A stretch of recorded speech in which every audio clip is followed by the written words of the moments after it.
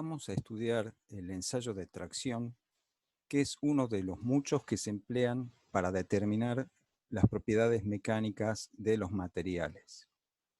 En particular, vamos a orientar este ensayo a la verificación del cumplimiento por parte del material de los requerimientos de alguna norma específica en cuanto a los valores mínimos que debieran tener las distintas propiedades.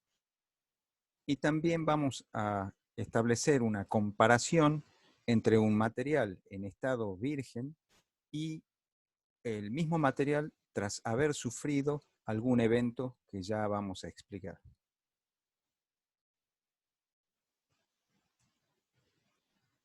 Como recapitulación, recordemos que habíamos dicho que las propiedades de un material eran el tipo e intensidad de las respuestas observables que el material devuelve cuando se le aplican estímulos externos específicos.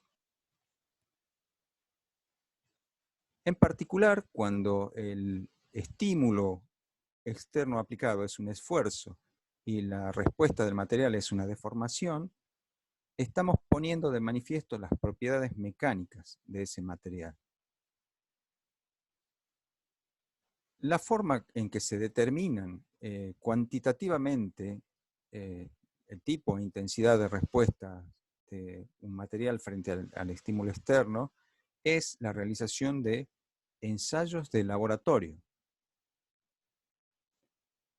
En los ensayos se controla la señal, el estímulo externo que se aplica, en este caso se controla el esfuerzo que se va haciendo sobre el material, se mide la deformación y se mantienen controladas las condiciones ambientales en todo el experimento.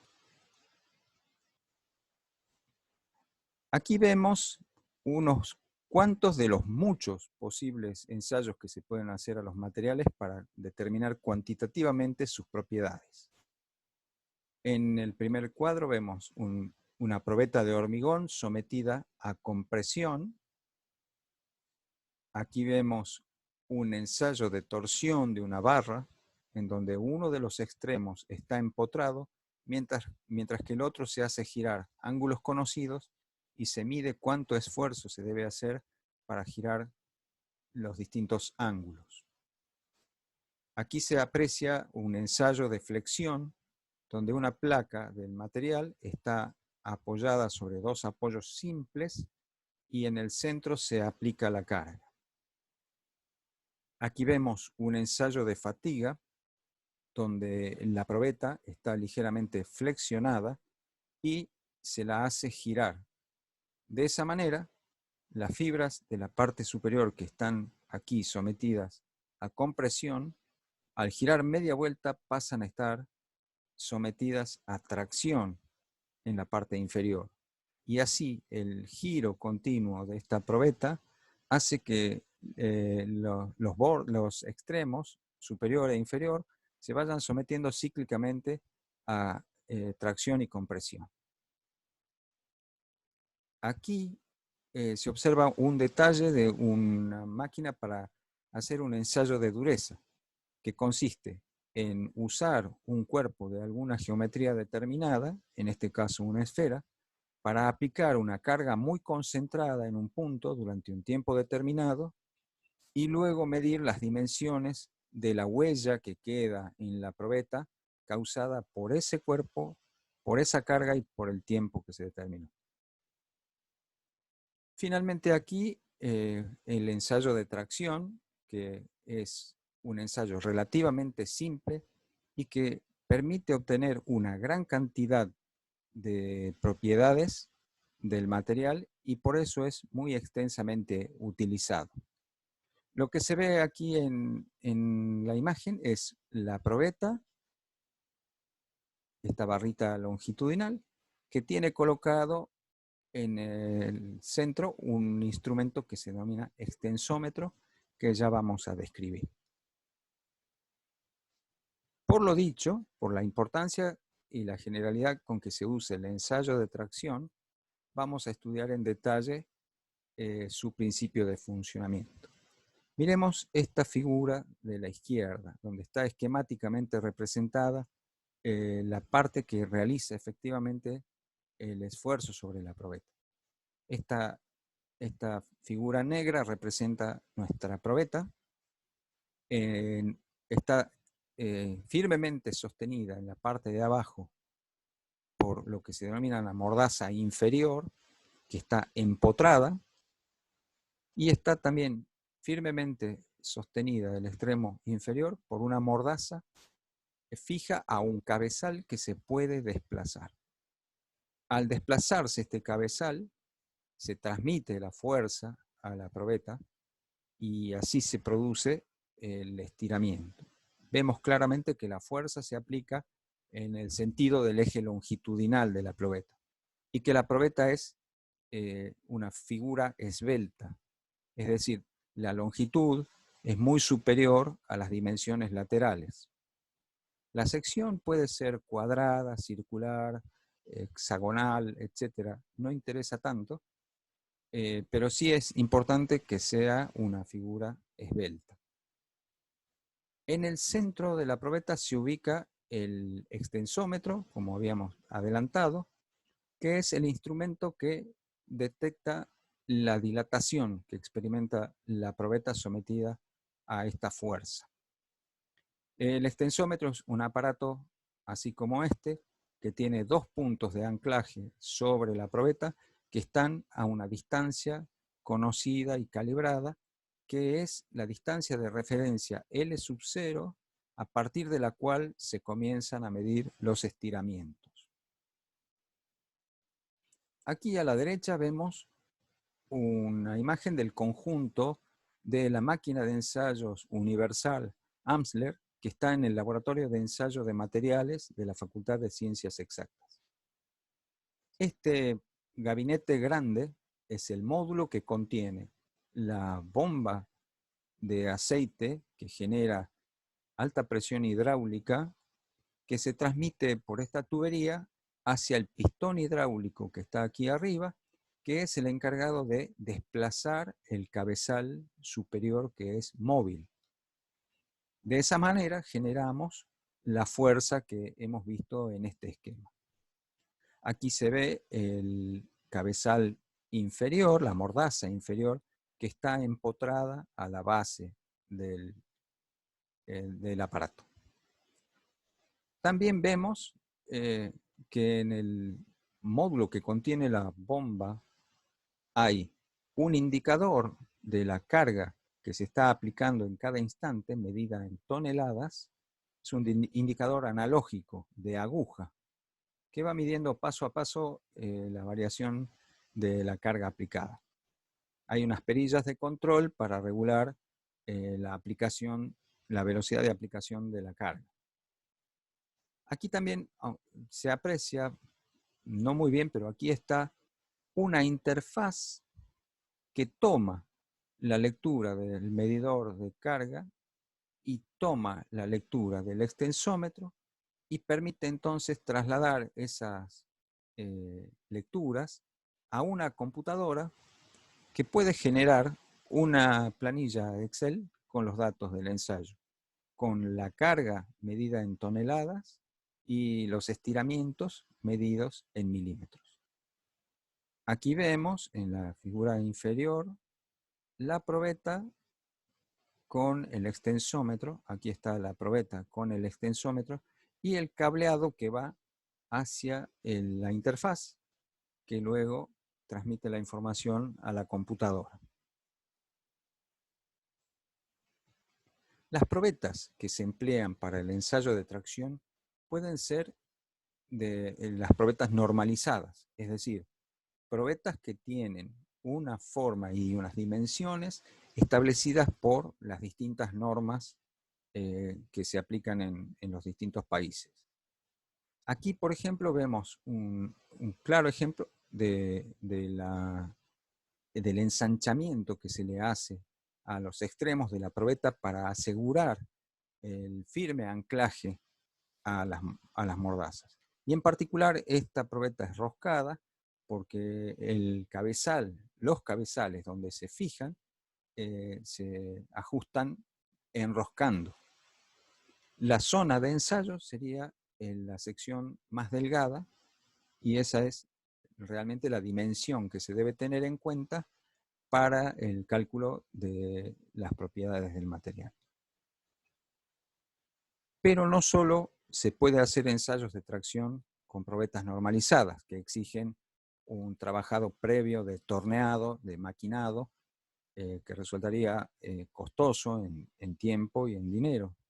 Es común, cuando se busca simplemente verificar si un determinado material que va a cumplir un fin específico cumple con los requisitos mínimos que las normas exigen para esa aplicación, se pueden usar probetas industriales, que son barras de material que no tienen ninguna preparación especial, simplemente se corta un tramo de una de las barras y se la puede usar en el ensayo con toda seguridad para permitir determinar si el material cumple con los requisitos de la norma.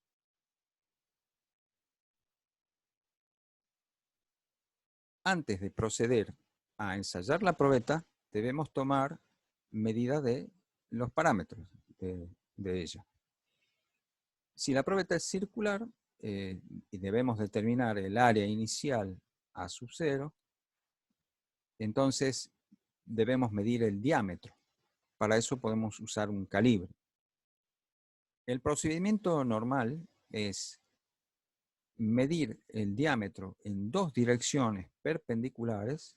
O sea, se mide el diámetro en una dirección, luego en su dirección perpendicular, y se promedian ambos valores. El promedio de esos dos diámetros se toma como el diámetro para calcular el área inicial. Como el experimento que se va a hacer se va a orientar a construir el diagrama esfuerzo de formación de ingeniería del material, el esfuerzo sigma se calcula como la fuerza aplicada en cualquier momento dividido el área inicial.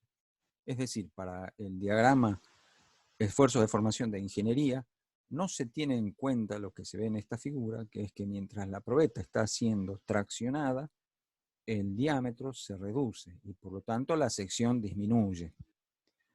Para el diagrama de ingeniería, el esfuerzo se calcula dividiendo siempre en el área inicial. Y la deformación epsilon es el incremento en la longitud respecto del valor inicial L0 que mide el extensómetro, dividido ese valor de referencia L0. ¿Qué otra preparación previa debe tener la probeta? Con el fin de cuantificar la ductilidad que tiene este material, se hace un marcado superficial con marcas cada 10 milímetros que permiten determinar cuánto se estiró en total la probeta luego del ensayo.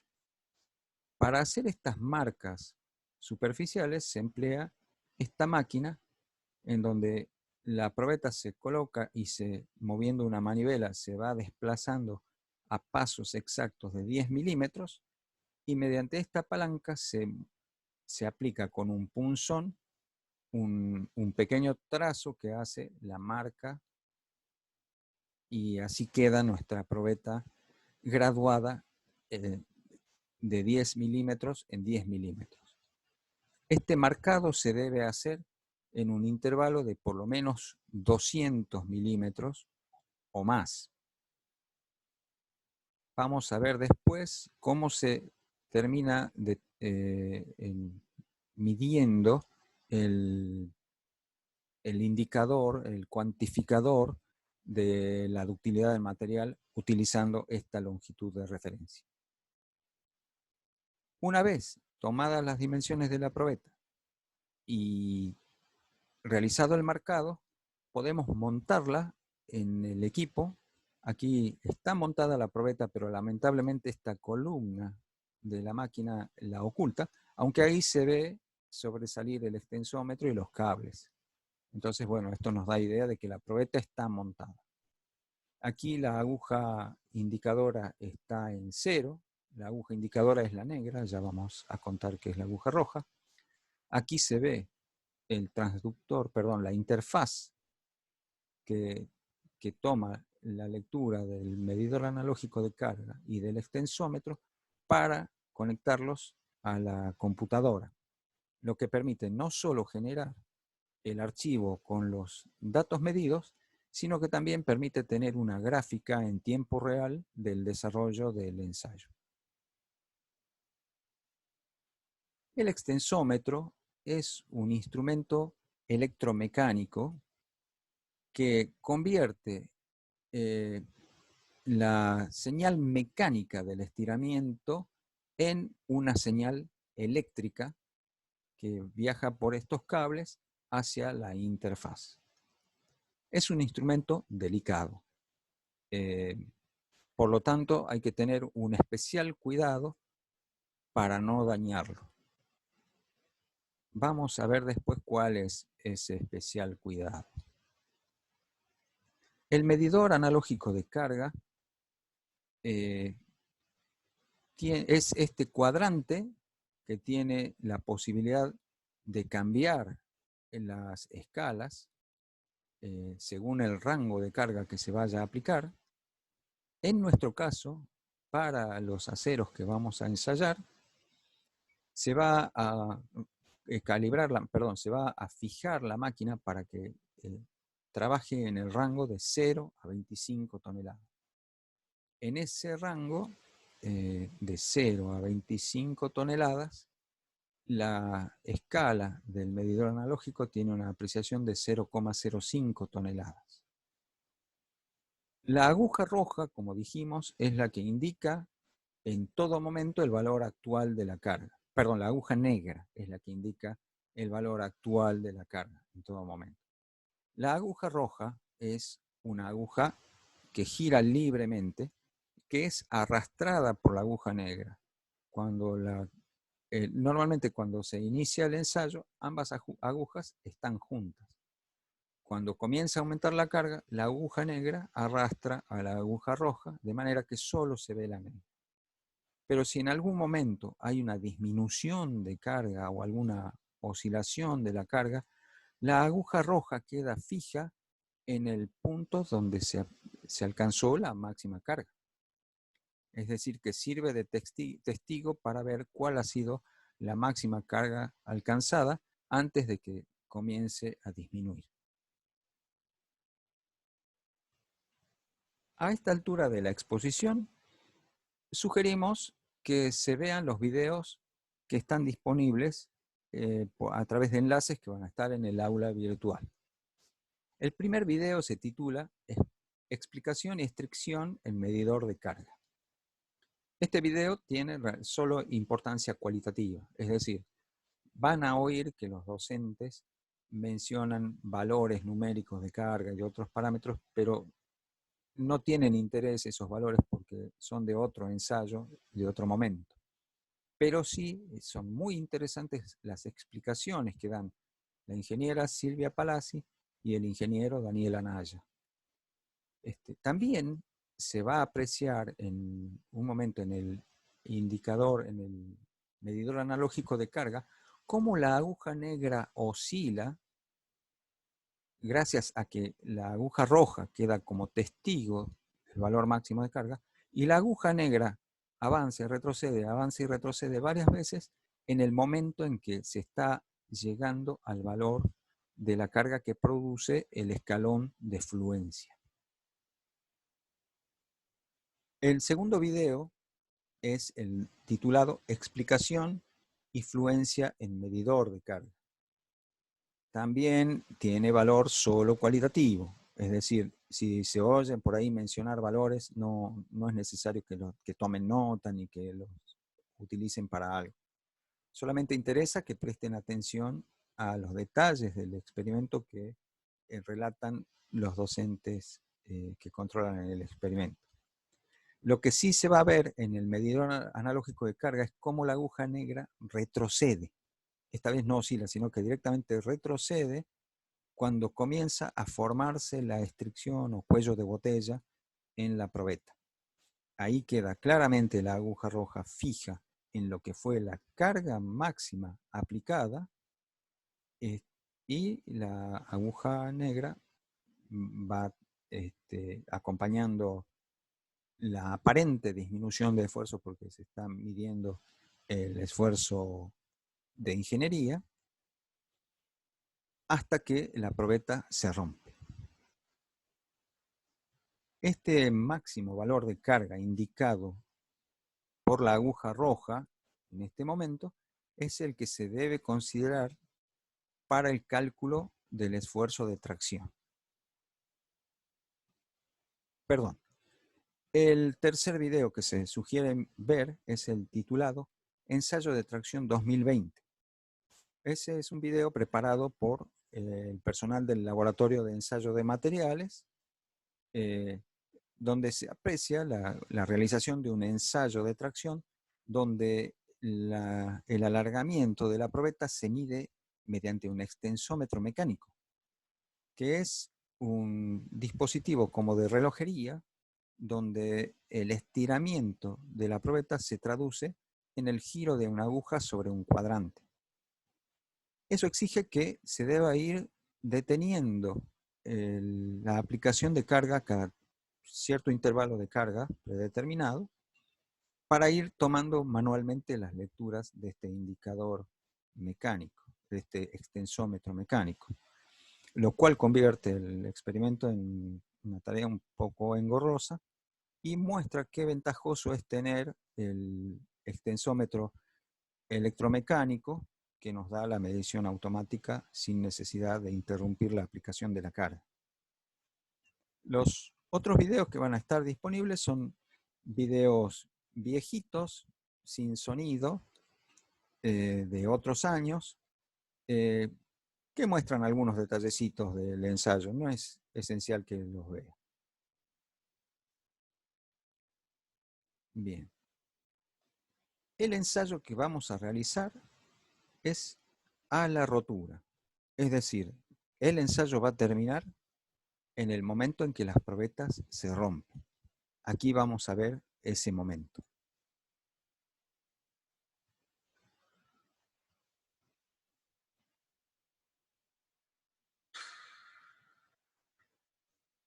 Como ven, es un evento violento que le produjo un sobresalto al estudiante que estaba detrás de la máquina y al estudiante que estaba tomando el video. Es porque el evento es realmente violento. El estampido que se produce es similar al del disparo de una pequeña arma de fuego. Bien. Cuando se sacan las probetas de la máquina, una vez llegada el momento de la rotura o fractura, se aprecia que en la zona donde se produjo esta rotura hay una gran acumulación de deformación plástica. Aquí está claramente lo que se denomina la estricción, la formación de este cuello de botella, esta notable disminución del diámetro de la probeta. La geometría característica de este tipo de fractura, con gran acumulación de deformación plástica, es la evidencia de lo que se denomina una fractura dúctil. Es decir, antes de producirse la fractura se observa que hay una gran concentración de deformación plástica en algún punto del material y luego sobreviene la fractura. Es decir, que de alguna manera el material está avisando que está pronto a romperse. Y la geometría esta, vemos que uno de los extremos tiene una forma marcadamente cónica, mientras que la otra es cóncava. Por eso se le suele llamar a esta forma de romperse la fractura en copa y cono. Y las partes pueden volver a unirse y hermanarse perfectamente. ¿por qué vemos dos probetas en la fotografía? Es oportuno mencionar aquí que en este ensayo vamos a trabajar con dos probetas. Una se va a ensayar tal como viene de fábrica, es decir, en condición de material virgen, y la otra será sometida a un proceso que nos permitirá simular un evento donde, por alguna razón, el material fue sometido a una carga superior a la que se consideraba la carga de diseño, para que veamos cómo ese proceso impacta en las propiedades que tenía originariamente el material. ¿Cuáles son las respuestas posibles en un ensayo de tracción? Es decir, ¿cómo serán los diagramas esfuerzo-deformación que resultarán del ensayo de estos materiales? Cuando el material es poco dúctil, la curva de esfuerzo-deformación que se obtiene presenta un perfil similar al que se muestra aquí. Está claramente definida una zona lineal donde hay elasticidad y proporcionalidad, pero la transición entre la parte lineal, entre la parte proporcional a la parte de deformaciones plásticas no presenta ningún rasgo característico que nos diga, bueno, aquí en este punto está terminando la elasticidad y está comenzando la plasticidad. No hay un rasgo así en esta curva. Entonces debemos después aplicar algún criterio para encontrar cuál es el límite elástico de este material.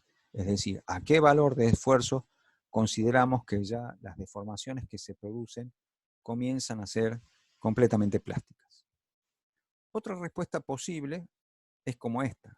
Si el material es un poco más dúctil, puede ocurrir esto, que primero el material responda linealmente, es decir, hay reversibilidad, el material es elástico y hay proporcionalidad entre esfuerzo y deformación, y luego ocurre el escalón de fluencia. Primero aparece lo que se denomina el límite elástico superior y luego una serie de oscilaciones que determinan lo que se denomina el límite elástico inferior, y a continuación viene lo que la ingeniera Palazzi mencionaba en uno de los videos, que es lo que se llama el fenómeno de acritud.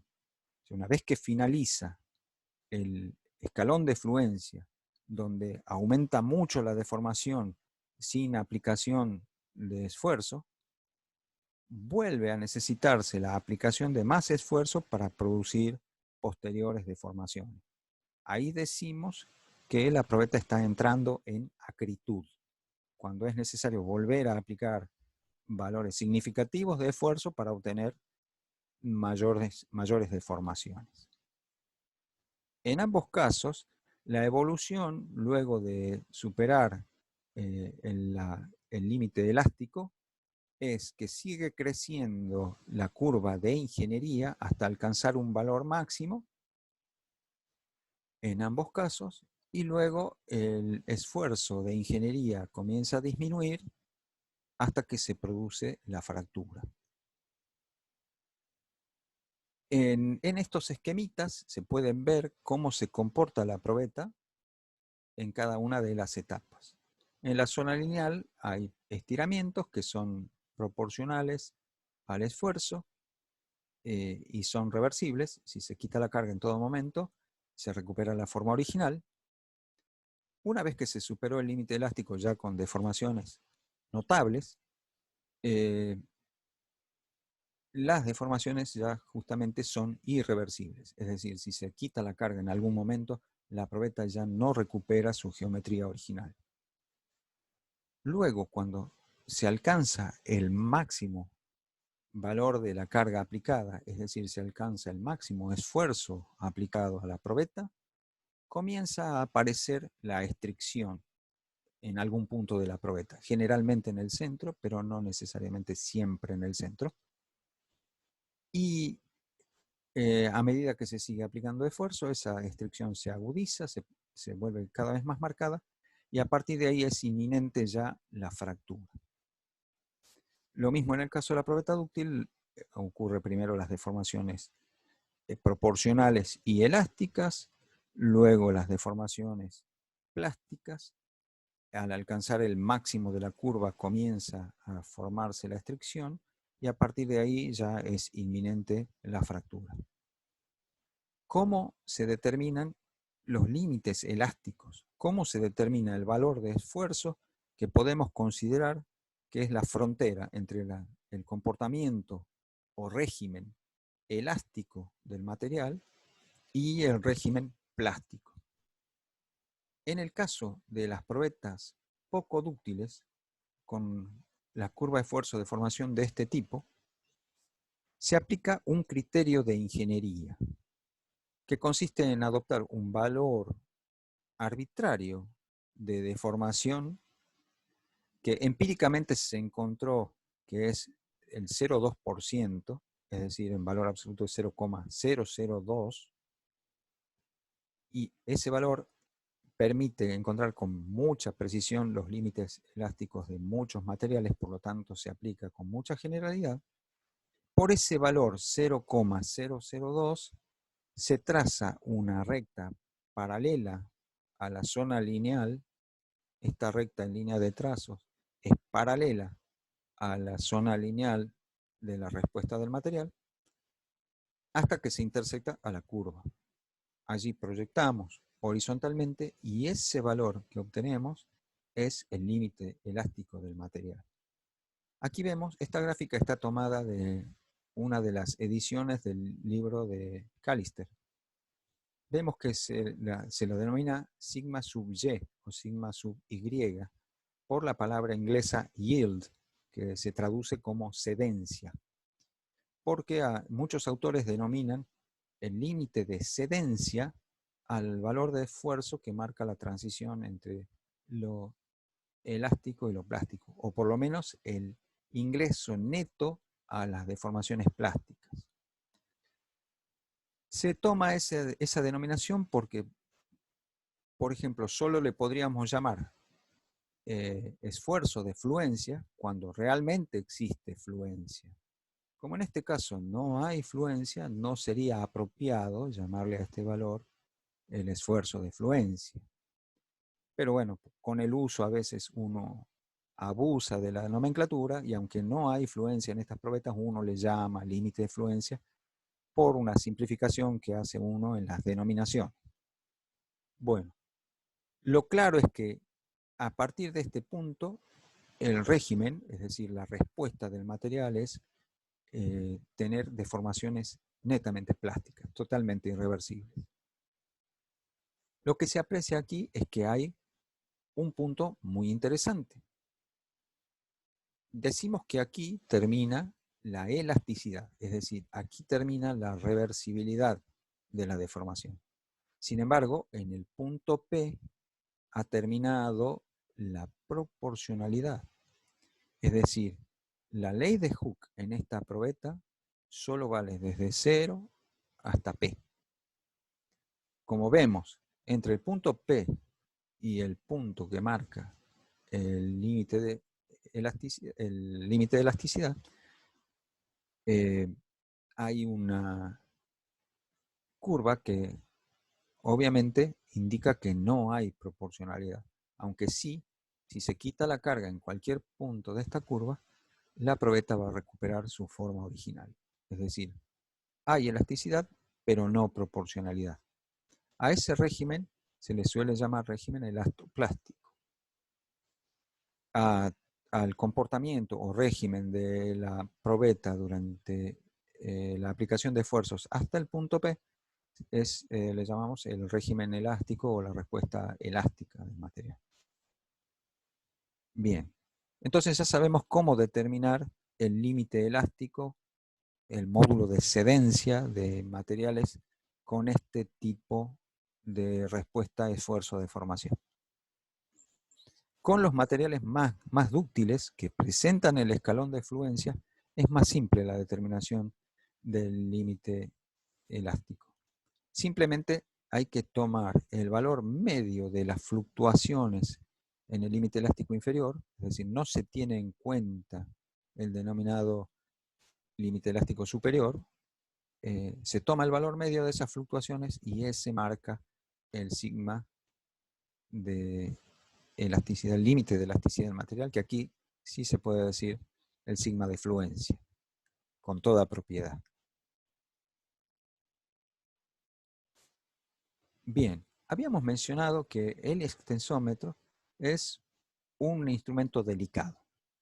Y hemos visto en el breve video que se presentó hace unos minutos lo violento que resulta el momento de la rotura del material. Imaginemos, si el extensómetro está montado allí en la probeta en el momento que ocurre ese evento tan violento, seguramente le vamos a producir un daño muy grave a este extensómetro. Por lo tanto, cuando se utilizan estos instrumentos en los ensayos de tracción, es necesario retirarlos en algún punto que con toda seguridad esté muy anterior al momento de la rotura. Entonces, por seguridad, en algún punto, como este, por ejemplo, bastante antes de alcanzar el valor máximo del esfuerzo aplicado, se retira el extensómetro. En ambos casos, ya sea que la probeta sea poco dúctil o muy dúctil, en algún punto antes de llegar al valor máximo de esfuerzo, se retira el extensómetro. A partir de ese momento no tendremos ya medición digital del esfuerzo y la deformación. Tendremos que tomar datos de la carga aplicada en toneladas en el medidor analógico de carga para poder calcular los esfuerzos posteriores. Y ya no tendremos mediciones de los alargamientos. Es decir que los gráficos que nosotros podremos realizar con los datos que nos dé este ensayo no van a abarcar todo el rango de valores hasta la rotura. Nuestro gráfico va a abarcar una porción de esfuerzos y deformaciones hasta el momento en que se retire el extensómetro. Ese valor de carga en el momento que se retire el extensómetro es esencial y por suerte está registrado, se lo registra en el momento del ensayo leyendo el medidor analógico de carga, pero también queda registrado en el archivo generado por la computadora como el último valor tomado en la serie de datos. Bien, por cuestiones de el tamaño y el peso que pueda tener el video que resulte de esta presentación, voy a interrumpir aquí y luego continuaré en otro video.